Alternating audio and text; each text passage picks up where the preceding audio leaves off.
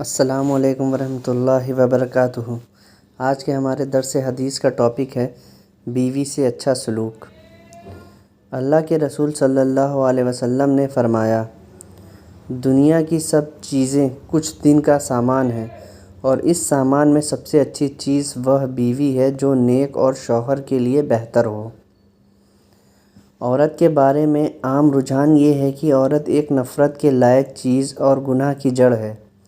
اس کے خلاف پچھمی سنسکرتی میں عورت کو صرف کام واسنہ اور خواہشوں کو حاصل کرنے کا ایک ذریعہ سمجھ لیا گیا ہے، اسی لیے وہاں بے شرمی اور اشلیلتا عام ہو گئی ہے۔ خاندان اور سماج کا بندھن ٹوٹ کر بکھر چکا ہے۔ اسلام نے ان دونوں غلط راستوں سے ہٹ کر نیک، پاک دامن اور شوہر کے مزاج کے مطابق بیوی کو دنیا کی سب سے بہترین نعمت کہا ہے۔ اس طرح عورت کا درجہ بہت اونچا کر کے اسے دنیا میں قدر کے قابل بنا دیا۔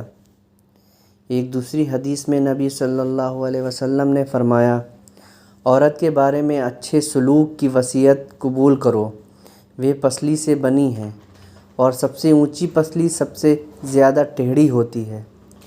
اگر پسلی کو سیدھا کرنے کی کوشش کرو گے تو اسے توڑ دو گے، اور اسے اس کے حال پر چھوڑ دو گے تو وہ ٹیڑھی رہے گی۔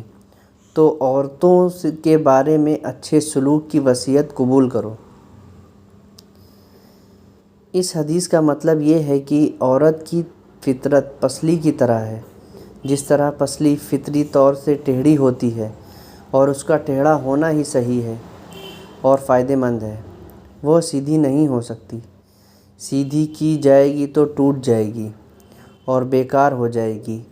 اسی طرح مرد کے مقابلے میں عورت کو زیادہ جذباتی بنایا گیا ہے، اور اس کا جذباتی ہونا ہی فائدہ مند اور مناسب ہے۔ اگر عورت زیادہ جذباتی نہ ہوتی تو وہ ان ذمہ داریوں کا بوجھ نہ اٹھا پاتی جو اس پر ڈالی گئی ہیں۔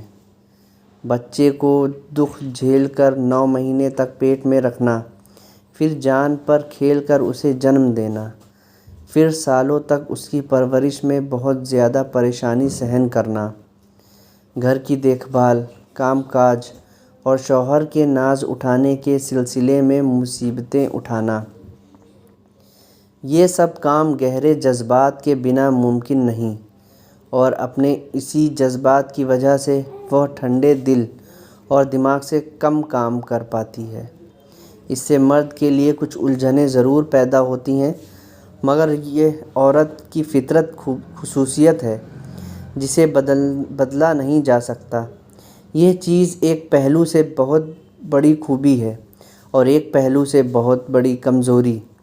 مرد کو عورت سے معاملہ کرتے وقت اس کی اس کمزوری کا خیال رکھنا چاہیے اور اس سے زیادہ اچھا سلوک کرنا چاہیے۔ اس طرح وہ اس کے جذبات کو صحیح دشا دے سکے گا۔ سختی کر کے وہ اسے کھو سکتا ہے مگر اس کا سدھار نہیں کر سکتا۔ ایک دوسری حدیث میں ہے، کوئی مومن مرد شوہر کسی مومن عورت بیوی سے نفرت نہ کرے۔ اگر اس کی ایک عادت اسے ناپسند ہوگی تو دوسری اسے اچھی لگے گی۔ عورت کی ناپسندیدہ باتوں کو چھوڑ کر اس کی پسندیدہ باتوں کو دیکھنا چاہیے۔ ایک اور حدیث میں ہے، تم میں سے کوئی آدمی اپنی بیوی کو غلام کی طرح نہ مارے، پھر دن گزرنے پر اسے صحبت کرنے کے لیے تیار ہو جائے۔ بیوی سے معاملہ کرتے وقت یاد رکھنا چاہیے کہ وہ نوکرانی نہیں بیوی ہے، اور اس سے اصل رشتہ محبت اور قربت کا ہے۔ یہ نہیں کہ بندی غلام کی طرح اسے مارنا شروع کر دے۔ ایک اور جگہ نبی صلی اللہ علیہ وسلم نے فرمایا، تم میں سب سے اچھا آدمی وہ ہے جو اپنے گھر والوں کے لیے اچھا ہو، اور میں تم سب سے زیادہ اپنے گھر والوں کے ساتھ اچھا سلوک کرنے والا ہوں۔ اللہ سے دعا ہے کہ ہم سب کو کہنے سننے سے زیادہ عمل کرنے کی توفیق عطا فرمائے، آمین۔